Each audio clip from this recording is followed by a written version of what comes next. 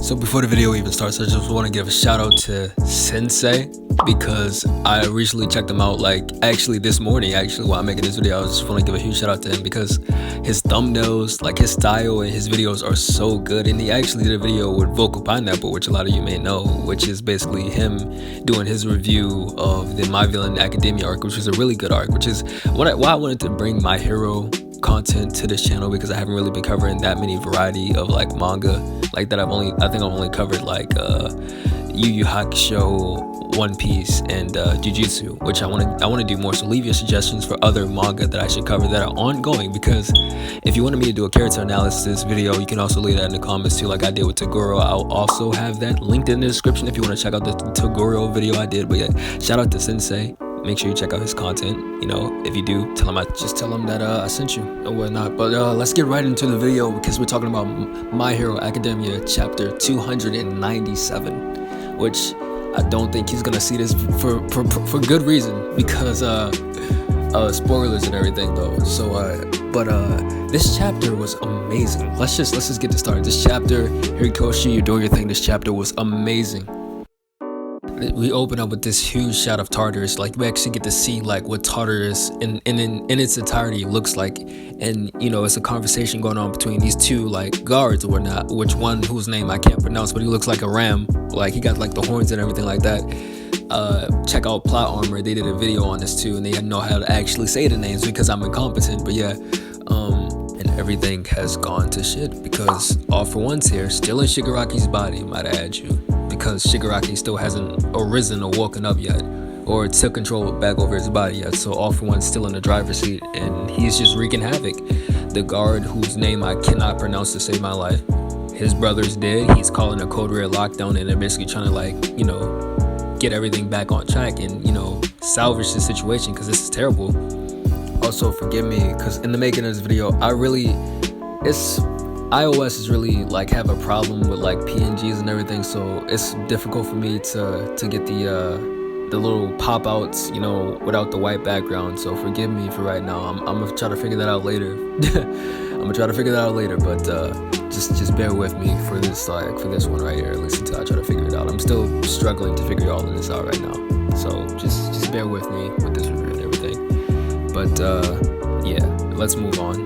And one of these guards is actually like, because Gigantomachia, they already have him apparently. I don't know like how many days or so, or when is this taking place, but like they have Machia, and one of these guards is basically like, yo, we should just kill him, you know, we should get rid of him. Like a thing like him shouldn't exist in this world, and for fair reason, because Machia is incredibly powerful, but he's like, you know, he's human, you know, so we can't really like use anything, you know, that would be unethical. Firearms won't work on him.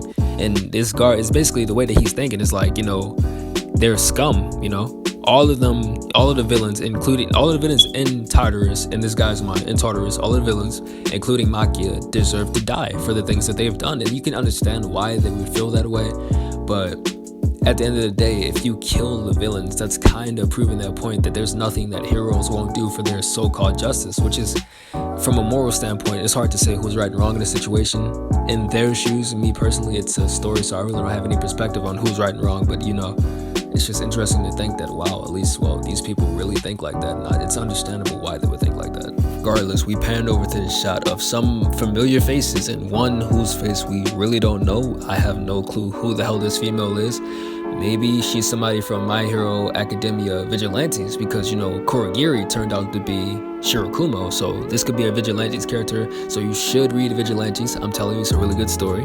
If you just want some extra My Hero content while you wait for more chapters, you should totally check that out. But we also get to see a lot of familiar faces. We get to see Muscular, and, you know, strapped onto the chair. We see Overhaul with the one arm. Sad days. Well, technically, is it one arm or no arms? I really don't know. It's, well, whatever. We see Overhaul, we see Moonfish, we see Stains. I don't care what no one says. That right there, the person in the bottom right corner, that's Stains. And I'm so glad that Horikoshi has not forgotten about Stains. But we pan back over to Shigaraki, basically fighting All For One for control over his body, which obviously Shigaraki told him like a few chapters ago, like a while back, that listen, you had your time, this is my time. And now he's telling him, get out of my body, this is me.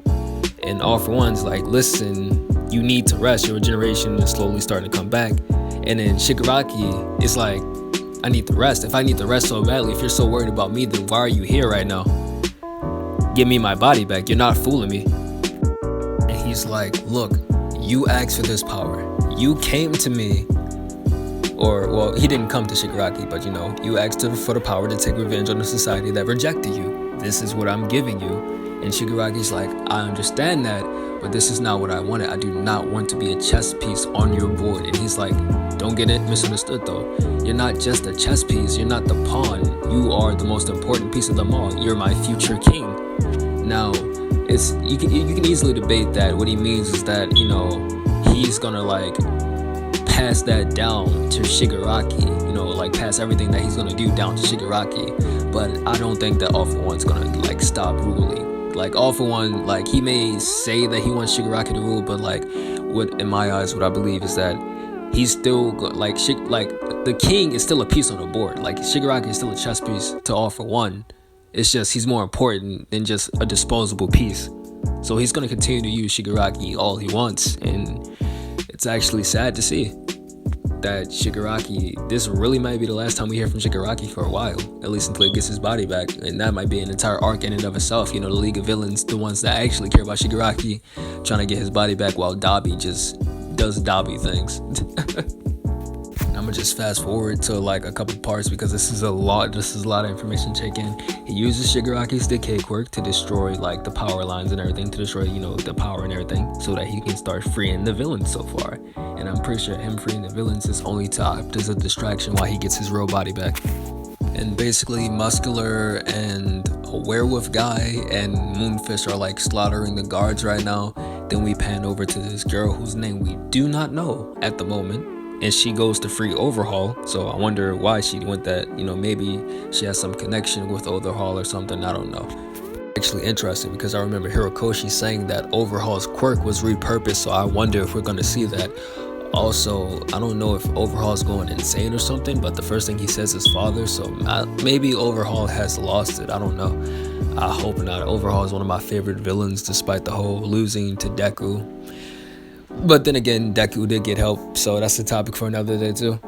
But it's actually interesting because I believe Muscular spots Shigaraki's body, and we end the chapter off with Shigaraki's body coming in contact with the real All For One.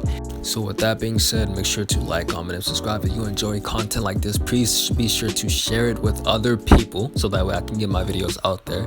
Leave me some video ideas for other things I should do in the future, whether that's character analysis on different manga and everything like that, or animes, or like more mangas to cover. Bye, until the next one.